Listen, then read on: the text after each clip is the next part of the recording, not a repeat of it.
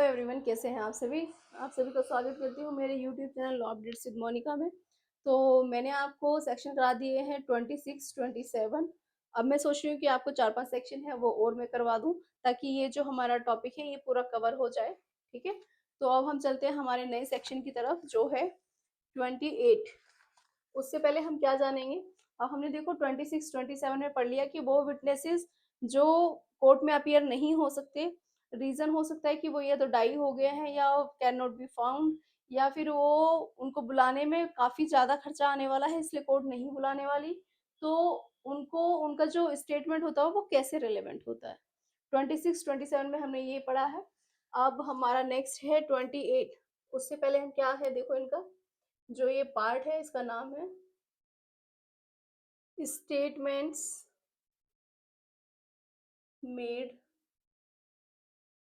Under special circumstances. कुछ statement ऐसी होती है ना जो स्पेशल सर्कमस्टांसेस में कही गई होती हैं, लिखी गई होती हैं, है ना। दिख रहा है आपको, पेन भी गड़बड़ कर रहा है। ठीक है, तो सेक्शन 28 क्या बोलता है। Entries entries in books of account when relevant. Simple बात है। ठीक है, जो अकाउंट की जो बुक होती है उसमें जो एंट्री की गई है वो कब रेलेवेंट होगी। ठीक, तो वो रेलेवेंट कब होगी जब कोई ऐसा इशू अराइज हो जाता है। तो वो देखो, मान लो ए है, ये बी है। ठीक है, मैंने ये एग्जाम्पल पहले भी आपको दिया हुआ है। ए ने बी से 1,000 रुपए ओ किए, ठीक है, बोरो किए हैं। अब बी बी ने क्या किया, बी एक अकाउंट बुक थी बी की, अकाउंट बुक है, उसमें बी ने लिख लिया एक 1 जनवरी 2025 को ए ने 1,000 रुपीज उधार ले लिए। ये उसने अपनी अकाउंट बुक में लिख दिया। ठीक है, इसने ये लिखा तब, आप ये चीज ध्यान रखना, इसने ये लिखा तब जब ऐसा कोई भी क्वेश्चन अगेंस्ट ए अराइज नहीं हुआ, है ना। ए का बी का ऐसा कोई डिस्प्यूट नहीं था, कोई इशू क्रिएट नहीं हुआ उस टाइम पे जब उसने पैसे लिए थे। लेकिन क्योंकि इसने कोर्स ऑफ बिजनेस में ये लिखता है तो इसने ये लिख दिया। तो ये कब रेलेवेंट होगा, यदि अब इनका मैटर चला गया कोर्ट में मैटर चला गया। ठीक है, तो अब बी दिखा सकता है ना कि ये देखो, ये मेरी है ना अकाउंट बुक है, इसमें मैं है ना सब ट्रांजेक्शन लिखता हूँ मेरे बिजनेस प्रोसेस में जो भी है। ठीक है, तो सब ट्रांजेक्शन में लिखता हूँ, आप इसको चेक कर लो, आप मेरी बुक चेक कर लो। देखो 1 तारीख में लिखा हुआ है कि ए ने ये पैसा मेरे से उधार लिया था। तो जो ये बुक है ना, ये जो बुक में रिटर्न है ना, ये रेलेवेंट होगा। ठीक है, तो entry of account book is relevant. अब ये क्या बोलती है, इसकी लैंग्वेज देखो। Entries in the books of account including those maintained in an electronic form, चाहे वो इलेक्ट्रॉनिक फॉर्म में भी है, क्योंकि हम आपने देखा होगा टैली वगैरह में हम उसमें भी एंट्री करते हैं। Regularly kept in the course of business are relevant. ठीक है, whenever they refer to a matter into which the court has to inquire, but such statements shall not alone be sufficient evidence to charge any person with liability। वो कहता है कि ये सिर्फ एक बात ही किसी पर्सन को लायबल ठहराने के लिए सही नहीं है ना, कंप्लीट नहीं है, पर फिर भी रेलेवेंट है। ठीक है, फिर भी कोर्ट में ये एंट्री रेलेवेंट होगी। अब ये एंट्री कैसे भी की जा सकती है, ये तो डिफरेंट मैटर है कि वो एक ही इस बात से लायबल ठहराया जाएगा या नहीं, वो तो आगे कोर्ट की प्रोसीडिंग जो होती है उसमें डिसाइड होता है। पर हाँ, इसको हम रेलेवेंट लेंगे। ठीक है, सेक्शन नंबर 29 क्या बोलता है, relevancy of entry in public record. देखो वो थी बुक ऑफ अकाउंट है ना, ये है एंट्री इन पब्लिक रिकॉर्ड, यही एक डिफरेंस है दोनों में, बाकी चीज है, ठीक है ना। या फिर इलेक्ट्रॉनिक फॉर्म, इलेक्ट्रॉनिक फॉर्म में भी होती है ना भाई, देखो आज, है ना, आजकल ये इलेक्ट्रॉनिक रिकॉर्ड में भी अलग से चल गया है, चीजें इलेक्ट्रॉनिक रिकॉर्ड में भी होती है। अब सिर्फ ऐसा ही नहीं कि एक डायरी बना ली उसी से काम चल जाता है, ठीक है, इलेक्ट्रॉनिक रिकॉर्ड भी बनाए जाते हैं, तो अगर वो डायरी में है तो भी मान्य होगी, और यदि इलेक्ट्रॉनिक रिकॉर्ड में है तो भी मान्य होगी। परफॉर्मेंस ऑफ ड्यूटी, ठीक है। अब वो क्या बोलता है कि कोई भी ऐसा ऐसी एंट्री जो पब्लिक रिकॉर्ड में है या इलेक्ट्रॉनिक रिकॉर्ड में है, ठीक है, किसी लोक अभियोजक होते हैं ना, मतलब जो पब्लिक सर्वेंट होते हैं, पब्लिक सर्वेंट ने अपनी ड्यूटी को परफॉर्म करते समय वो रिकॉर्ड बनाया है, तो वो रेलेवेंट होगा। जैसे एक पुलिस ऑफिसर होता है, पुलिस ऑफिसर, है ना, आपको पता है ना, वो डायरी मेंटेन करते हैं, उनकी उनकी वो डायरी रहती है ना, उसमें वो मेंटेन करते हैं कि क्या क्या ये केस है, केस भी होता है तो क्या केस आया क्या नहीं आया, है ना, तो वो उनकी एक ड्यूटी है। वो जो पब्लिक सर्वेंट है ना, पब्लिक सर्वेंट ही होता है ना, ये क्या हो गया बहन को, पब्लिक सर्वेंट है, इसकी ये ड्यूटी है, वो अपनी ड्यूटी को परफॉर्म कर रहा है। उसने अपनी ड्यूटी को परफॉर्म करते हुए ये लिखा कि ये एक केस आया था, हमने इसकी कंप्लेन लिखी है, उसने डायरी में मेंशन किया हुआ है। वो डायरी बनाते हैं ना, किसकी कंप्लेन आई है, किसकी एफआईआर आई है, तो वो सब कुछ मेंशन करते हैं उसमें, है ना। तो ये जो लिखा हुआ है ना उसने पब्लिक डायरी में, सॉरी पुलिस डायरी में, वो क्या रेलेवेंट होगा। अगर कोई भी आगे ऐसा कोई इश्यू अराइज होता है, कोर्ट तक जाता है, तो वो उसका जो एंट्री है ना पब्लिक रिकॉर्ड में, वो रेलेवेंट होगी। अब हम इसकी लैंग्वेज से देख लेते हैं क्या बोलता है।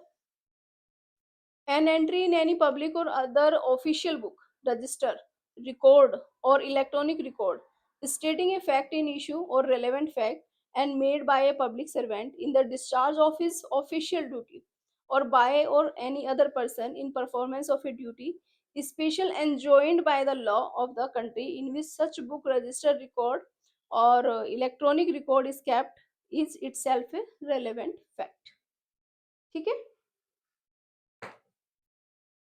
तो कोई भी रजिस्टर, कोई भी इलेक्ट्रॉनिक रिकॉर्ड, कुछ भी है जो उसने एक पब्लिक सर्वेंट है उसने पब्लिक रिकॉर्ड में रखी हुई है, वो रेलेवेंट होगी, ठीक है, वो किसी भी फॉर्म में हो सकती है। सेक्शन नंबर 30 क्या बोलता है अब, relevancy, relevancy of maps, charts and plans.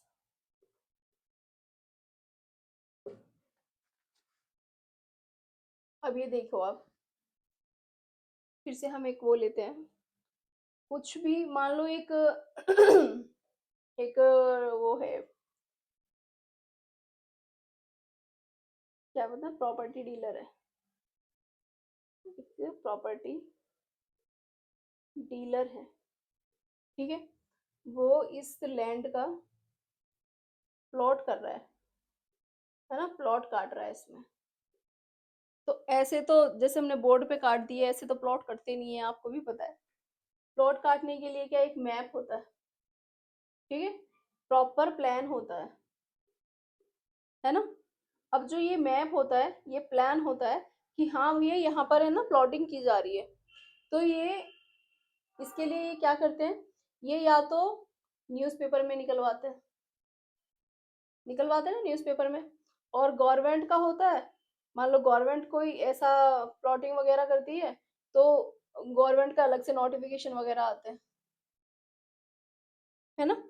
तो ये जो चीजें ये पब्लिश करते हैं ना, ये जो चीजें पब्लिश करते हैं, तो ये चीजें क्या, मैप हो गया, प्लान हो गया, इनका कोई चार्ट हो गया, जैसे पोस्टर वगैरह भी लगा देते हैं ना, जगह जगह लगा देते हैं, यहाँ प्लॉटिंग हो रही है, ये जीएसटी नंबर है, और इनका एक और नंबर होता है, वो नंबर भी मेंशन किया होता है।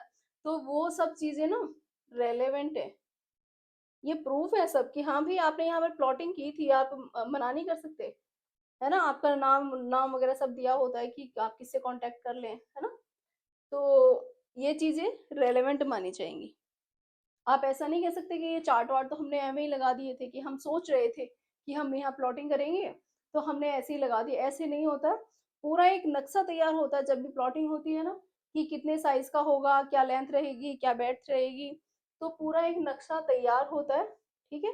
और एक चार्ट बनते हैं, प्लान बनते हैं, तो वो सब चीजें रिटर्न में होती है, ठीक है, डॉक्यूमेंट की फॉर्म में होती है, तो वो सब चीजें क्या रेलेवेंट होती हैं,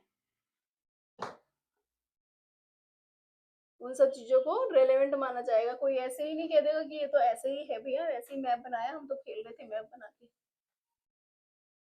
ठीक है। तो अगर कुछ ऐसा केस आता है तो आप इन चीजों को उसमें दे सकते हो, एविडेंस के तौर पर दे सकते हो, दैट विल बी रेलेवेंट, ठीक है। सेक्शन 31 क्या बोलता है, दो ही सेक्शन रह गए, 31 32, तो हम इसको कवर कर देते हैं। गला भी खराब हो गया देखो। सेक्शन 31 क्या बोलता है, relevancy of statement as to fact of public nature, public nature contained in certain act or notification,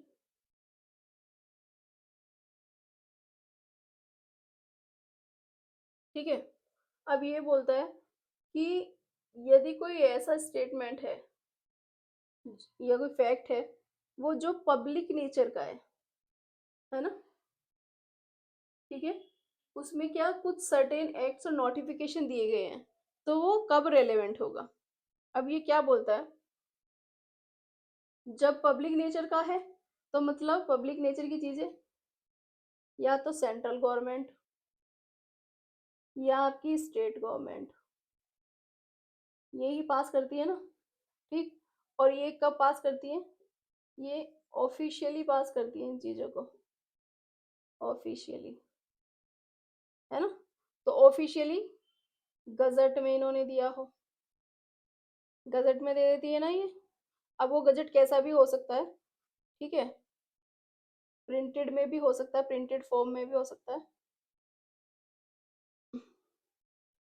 अब ये कैसे भी देना, ये तो प्रिंटेड फॉर्म में इन्होंने प्रिंटेड पेपर में दिया हुआ है, इलेक्ट्रॉनिक फॉर्म में दिया हुआ है, इलेक्ट्रॉनिक या फिर डिजिटल, डिजिटल फॉर्म में है। purporting to be such gazette is a relevant fact। देखो गवर्नमेंट जो भी काम करती है वो एक ऑफिशियली तौर पे करती है ना, अच्छे से करती है। वो क्या करती है, वो एक गजट में पास करती है या फिर कोई नोटिफिकेशन निकलवाती है ना।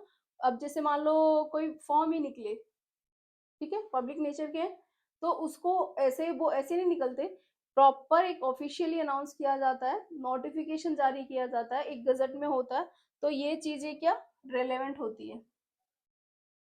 मान लो आपके जुडिशरी के फॉर्म निकले, तो वो ऐसे, वो तो पब्लिक नेचर के है ना, तो वो क्या ऐसे ही गवर्नमेंट नहीं बोल सकती नहीं हमने तो ऐसे ही निकाल दिए, क्योंकि वो एक प्रॉपर उनका एक तरीका होता है निकालने का, है ना। तो वो जो फॉर्म है, फॉर्म का जो नोटिफिकेशन आया ना,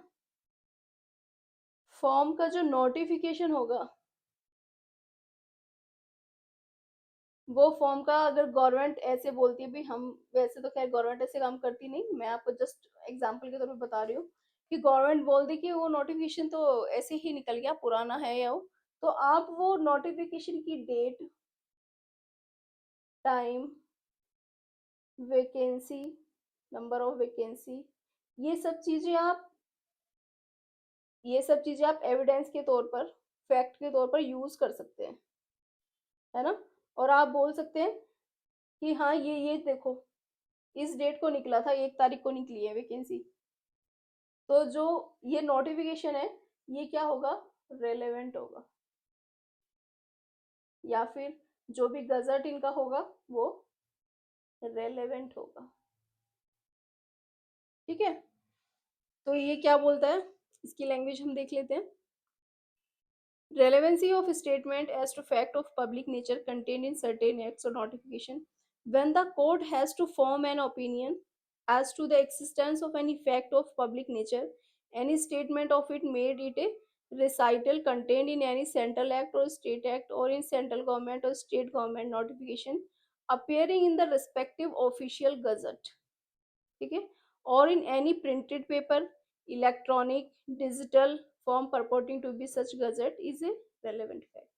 अब वो किसी भी तरीके से होता है, कितनी बार बोलते हैं न्यूज़पेपर में निकलवा दिया, वेबसाइट पे भी यार नोटिफिकेशन वगैरह आते हैं, वो सब रेलेवेंट है। ठीक है, तो सेक्शन 31 क्या बोलता है, पब्लिक नेचर की जो चीजें हैं, ठीक है, वो पब्लिकली रेलेवेंट होंगी, यदि रेलेवेंट होंगी क्या, यदि क्या रेलेवेंट ही होती है, उनका जो ऑफिशियल गजट वगैरह होते हैं वो सब रेलेवेंट होते हैं। सेक्शन 32 क्या बोलता है, सेक्शन 32 भी यही बोलता है, relevancy of statement, statement as to any law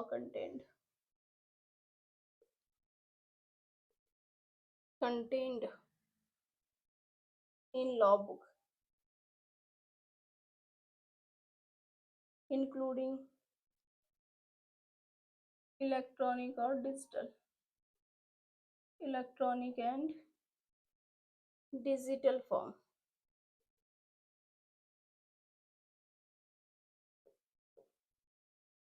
है ना। अब ये बोल रहा है relevancy of statement as to any law contained in law book, ठीक है, इंक्लूडिंग इलेक्ट्रॉनिक और डिजिटल फॉर्म। अब मान लो कोर्ट है, कोर्ट को कोई राय बनानी है, कोई ओपिनियन है कोर्ट का कि इसको किसी, ये फैक्ट है, इसको है ना दे हमारी कंट्री का ना लॉ बनाया जाए, कंट्री का लॉ बनाना है ना। तो लॉ बनाने के लिए किसको रेफर करेगा, वो लॉ बुक को, लॉ बुक में जो भी रिटर्न है, कैसे कैसे लॉ बनाया जाता है क्या है, तो उसको वो रेफर करेगा। तो वो चीज क्या, वो रेलेवेंट होती है, लॉ बुक्स होती है ना, लॉ बुक्स हमेशा रेलेवेंट होती है। अब जैसे सपोज ये बुक है लॉ की बुक है, इसमें जो लिखा है सब कुछ वही लिखा है जो हमारे बार काउंसिल वगैरह में जो भी चलता है, जो भी हमारे लॉज हैं एक्ट्स हैं वो सब ही रिटर्न है, उसके अलावा एक लाइन भी बेयर एक्ट में अलग नहीं होती है। ठीक है, तो अब बेयर एक्ट में ये लिख दिया तो ये चीज ही मान्य होगी, ये चीज रेलेवेंट है। अगर कोई भी कोर्ट को कोई सपोज कोई केस आया, कितनी बार होता है ना कोर्ट के पास केस आया, लेकिन उस केस के लिए आपको उसको इंटरप्रेट करना है, तो आपका जो लैंडमार्क जो जजमेंट होते हैं उनको आप रेफर करते हैं। तो जो लैंडमार्क जजमेंट होंगे लॉ बुक के, है ना, जो कभी दिए गए होंगे, तो उनको क्या रेलेवेंट माना जाता है उस चीज में। देखो कितनी बार क्या होता है कि कोई केस इतना पेचीदा आ जाता है कि उसको जब हम इंटरप्रेट कर रहे होते हैं, तो उसको अच्छे से इंटरप्रेट करने के लिए हमारे लैंडमार्क जजमेंट का सहारा लेना पड़ता है ना, क्योंकि वो हमारे जो एक्ट्स हैं, लॉज हैं, उन पर ही डिपेंड होकर वो अच्छे से जजमेंट हो पाया है उसका, तो उसको हम रेफर करते हैं, उसके अकॉर्डिंग ही हम अगला जजमेंट देते हैं। तो वो चीजें क्या, वो रेलेवेंट होता है, रेलेवेंट केसेस होता है ना वो, तो वो पॉइंट रेलेवेंट होता है। ठीक है, अब जैसे हमारी ये बेयर एक्ट की लैंग्वेज क्या बोलती है, when the court has to form an opinion as to law of any country, any statement of such law contained in a book purporting to be printed published या तो printing हो published हो including in electronic और digital form under the authority of the government, कौन कौन सी हमारी authority होती है, सेंट्रल या फिर स्टेट, या country and to contain any such law and any report of ruling of the court of such country contained in a book, including in electronic digital form purporting to be a report of such ruling is relevant. ठीक है, कि court को हमारे कोई भी विधि बनाने के बारे में कोई राय बनानी है, तो ऐसी विधि का कोई भी स्टेटमेंट जो ऐसी किसी पुस्तक में लिखा हुआ है, उसमें कंटेंट है, जो ऐसे देश की सरकार के अधिकार के अधीन मुद्रित है, प्रकाशित है, या जिसके अंतर्गत इलेक्ट्रॉनिक या डिजिटल प्रारूप और ऐसी किसी विधि को अंतर्विष्ट करने वाली तात्पर्य है। ठीक है, तो वो उसी फॉर्म में, जिस फॉर्म में है, भले वो डिजिटल फॉर्म में है ना, या इलेक्ट्रॉनिक फॉर्म में है, उसी फॉर्म में वो रेलेवेंट होगी। ठीक है, जिस फॉर्म में है उसी फॉर्म में रेलेवेंट होगी। ये चीज समझ आई कि relevancy of statement as to any law contained in law book, कोई भी लॉ जो लॉ बुक में कंटेंट है वो किसी भी फॉर्म में हो, डिजिटल में हो, इलेक्ट्रॉनिक में हो, वो रेलेवेंट होगा। ठीक है, हमारे देश के अंदर उसी लॉ के अधीन होना चाहिए। यदि वो उसी लॉ के अधीन है, हमारे देश में है, जो हमारे देश में लॉ लागू होते हैं, जो चलते हैं, उन्हीं लॉ के अधीन है, तो वो रेलेवेंट है। ठीक है, तो ये टॉपिक हमारे यहाँ पर खत्म होता है। ठीक है, तो अब हम नेक्स्ट हमारा टॉपिक हो जाएगा फिर, ये हमारा टॉपिक था स्टेटमेंट अंडर स्पेशल सर्कमस्टांसेस, है ना। 32 तक ये खत्म होता है हमारा। अब हमारा आगे का टॉपिक रहेगा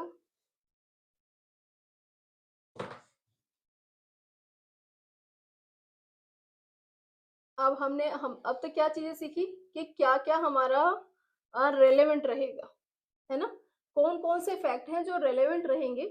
लेकिन अब हम ये देखेंगे कि रेलेवेंट तो फैक्ट रहेंगे, लेकिन हाउ मच, है ना, how much of a statement is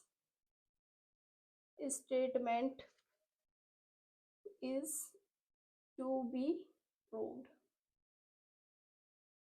ठीक है, तो अब तक हमने क्या देखा कि एडमिशन क्या है, कन्फेशन क्या है, उसके रिलेशन में कौन कौन से फैक्ट, कौन कौन से फैक्ट इन इशू से रेलेवेंट रहेंगे। ठीक, उसके बाद में हमने देखा कि कोई विटनेसेस जो ऐसे हैं जिनको कोर्ट में अपियर नहीं कराया जा सकता, उनके जो स्टेटमेंट है वो कैसे रहेंगे, कैसे रेलेवेंट रहेंगे। फिर हमने क्या पढ़ा कि कुछ स्पेशल सर्कमस्टांसिस में जो स्टेटमेंट दिए गए होते हैं वो कैसे रेलेवेंट होते हैं। अब ये चीजें हमने पढ़ ली कैसे और क्या क्या चीजें रेलेवेंट होंगी, लेकिन हम कल पढ़ेंगे कि ये चीजें कितनी रेलेवेंट होंगी और उसका कितना, किसी स्टेटमेंट का कितना पार्ट प्रूव किया जा सकता है। ठीक है, तो स्टे ट्यून्ड विद मी, और यदि आपको अच्छा लगता है आप मेरे चैनल को लाइक कीजिए, शेयर कीजिए, सब्सक्राइब कीजिए। इसके अलावा यदि आप चाहते हैं कि मैं आगे भी आपको ऐसी वीडियो बनाती रहूं, या फिर कोई भी मेरी गलती भी हो सकती है, तो आप उसको करेक्ट भी कीजिए, मुझे कमेंट कीजिए, मुझे बताइए ताकि मैं उसको इम्प्रूव कर सकूं। Thank you so much.